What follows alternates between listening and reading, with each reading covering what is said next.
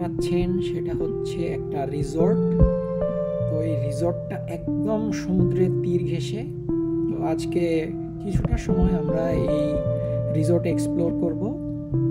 যেমনটা দেখছেন ছবির ডান পাশে ব্লু বাবল, সেটা হচ্ছে জঞ্জু bus terminal, express bus terminal.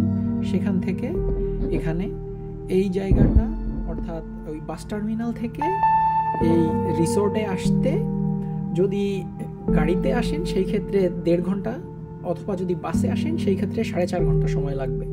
তো বাস টার্মিনাল থেকে রেন্টে কারে গাড়ি পাওয়া যায়, তো সেই রেন্টে কারের গাড়ি নিয়েও আসতে পারেন, জার্নিটা কমফোর্টেবল হবে আর কি। তো আসতে পথে এই যে ভিউ, এটা আপনারা দেখতে পাবেন।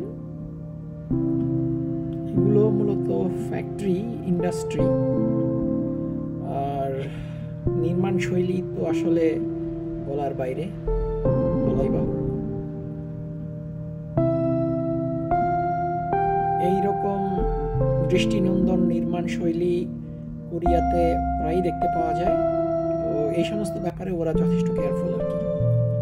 এভাবে দেখতে দেখতে আমরা এগিয়ে চলতে থাকলাম সাগরের পথে।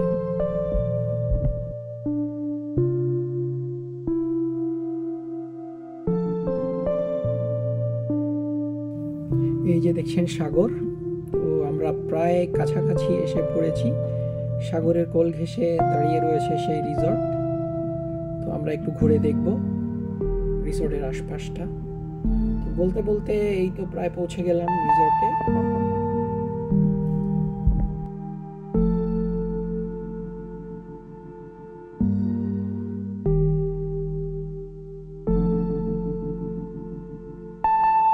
বেশ বড় রিসর্ট এবং অনেক ধরনের ফ্যাসিলিটিস এখানে রয়েছে।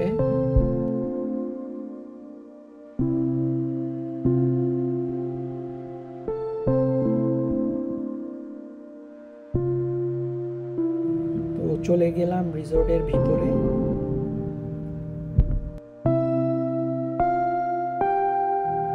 ভিতরে প্রবেশ করে প্রথমেই যেটা দেখলাম লবিতে এই অবস্থা। লবির ডান পাশে রিসেপশন, আর তার সামনে এই একটু খোলা জায়গা। তো এখান থেকে বাইরের দৃশ্যটা খুব সুন্দরভাবে দেখা যায়। কিছুক্ষণ সেটাই উপভোগ করলাম।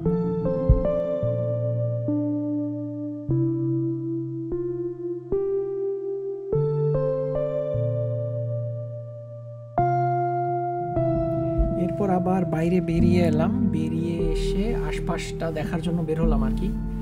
তো বাইরে থেকে চারপাশটা ঠিক এইরকম দেখা যায়।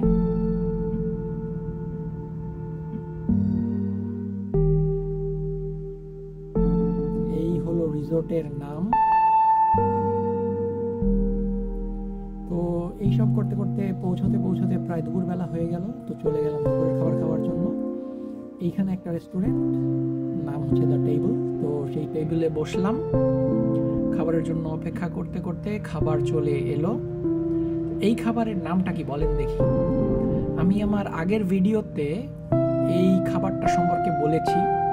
তো যদি জেনে থাকেন বা আমার প্রিভিয়াস ভিডিওগুলো দেখে থাকেন তাহলে আই গেস নামটা জানতে পারার কথা।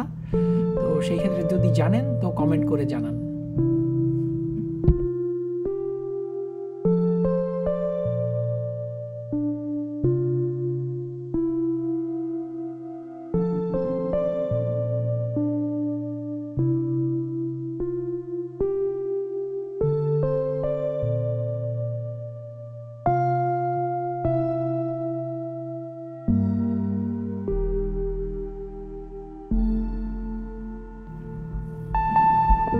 খাবার শেষে আবার বেরিয়ে পড়লাম, বেরিয়ে গেলাম রুমে।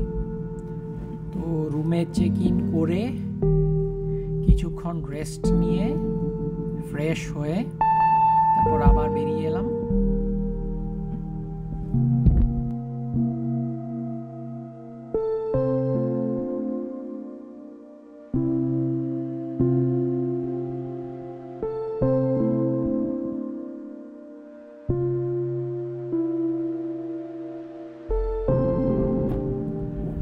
হোটেলের বাইরে রাস্তা ধরে সোজা চলে যেতে থাকলাম।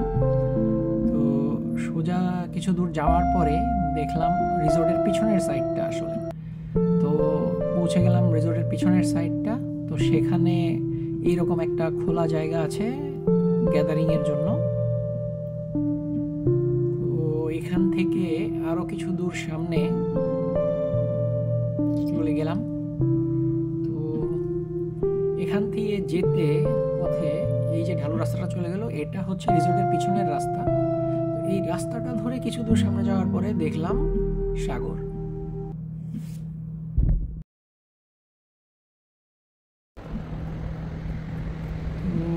আরও কিছু দূর এগিয়ে যাওয়ার পরে যেটা দেখলাম যে আসলে এই জায়গাটা উপভোগ করার জন্য দেওয়া আছে একটা বেঞ্চ এবং টেবিল।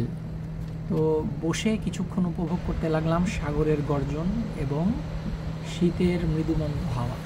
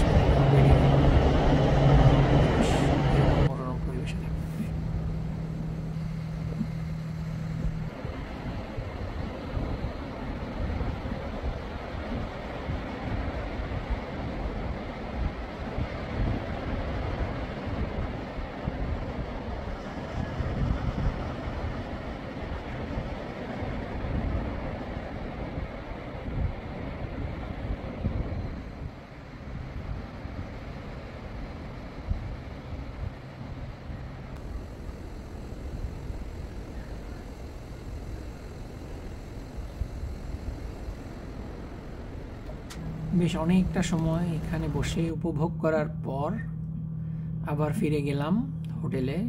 তো কিছু কাজ ছিল সেগুলো অ্যাটেন্ড করার জন্য গেলাম।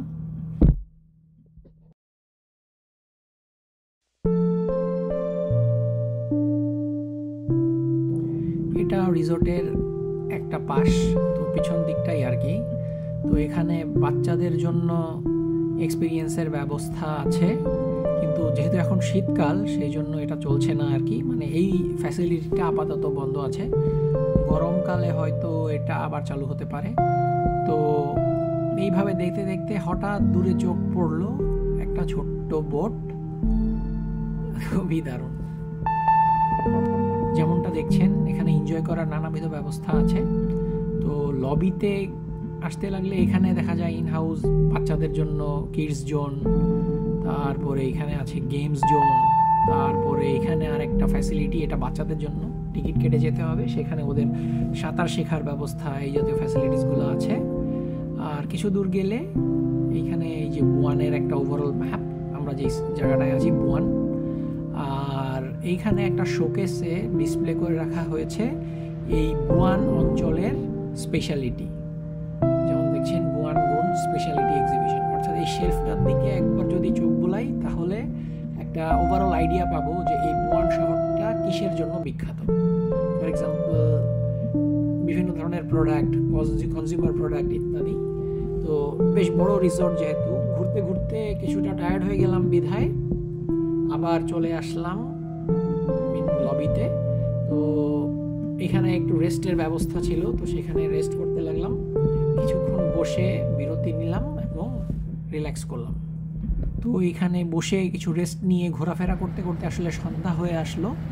তো সন্ধ্যাবেলায় সি বিচটা কেমন হয় সেটা দেখার জন্য আবার এলাম।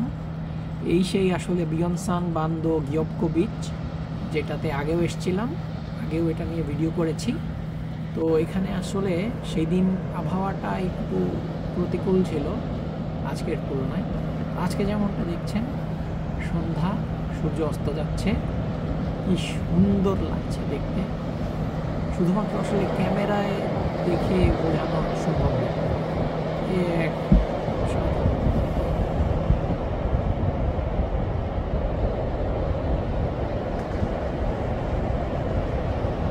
শুনছেন গোধূলি বেলায় সাগরের গর্জন। সেই একটা ছোটবেলায় শোনা গান মনে পড়ে গেল।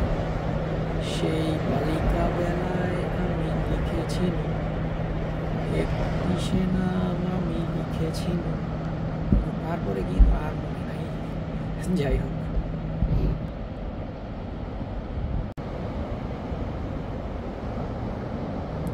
শুনছেন সাগরের গর্জন, সেই সাথে সন্ধ্যায় সাগর সৈকতের মনোমুগ্ধকর আবহাওয়া, সব কিছু মিলিয়ে খুবই মনোরম একটা পরিবেশ। সন্ধ্যা হয়ে যাওয়ায় লোকজন সবাই ফিরতি পথে, আর এই সময়টা আসলে ডিনার টাইম করে, এই জন্য লোকজন কেউ নাই বললেই চলে। তো এইসব দেখতে দেখতে ফিরে এলাম রিসোর্টে।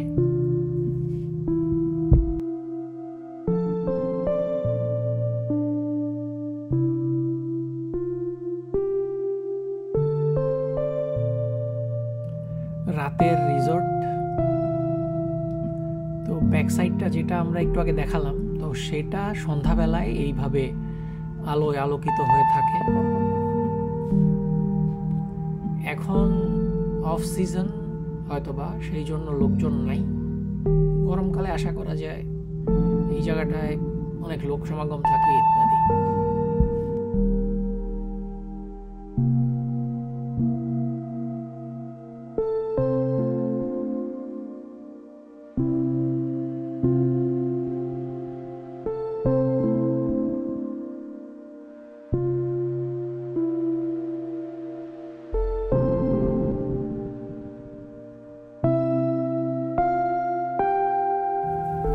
এখানে যেমনটা দেখছেন ইগলুর মতো তৈরি করা, তো এখানে পলিয়েস্টার কাপড় দিয়ে ডাইনিং স্পেসগুলো কভার করা। এতে দুটা সুবিধা, এক ওই এস্কিমোদের মতো একটা এনভায়রনমেন্ট তৈরি করা, দ্বিতীয়ত এখানে এখন প্রচণ্ড শীত, বাতাসটা খুবই কনকনে, ভিডিওতে আসলে বোঝা যায় না।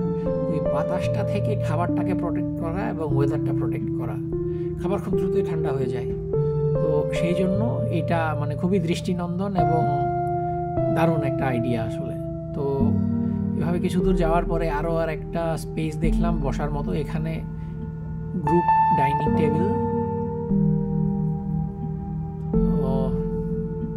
সময় স্বল্পতার কারণে বেশিক্ষণ বসতে পারলাম না, আর ম্যাক্সিমাম এখানের যে ফ্যাসিলিটিস সেগুলো বন্ধও ছিল, বিধায় আসলে সেরকম মানে এইরকম ওয়েদারে এইরকম জায়গায় আসলে কিছু কফি খেতে পারা একটা দারুণ ব্যাপার।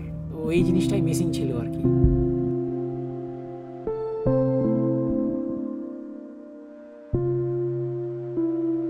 এই ধরনের ওয়েদার এবং এই ধরনের পরিস্থিতিতে বসে থাকা, এইভাবে এনজয় করা, এই আবহাওয়া আসলে মানুষকে অনেক কিছু ভাবায়। তো বসে অনেক কিছু মনে করতে লাগলাম, অনেক কিছু মনে হতে থাকলো। তো অতঃপর উঠে ফেরত যাওয়ার পালা।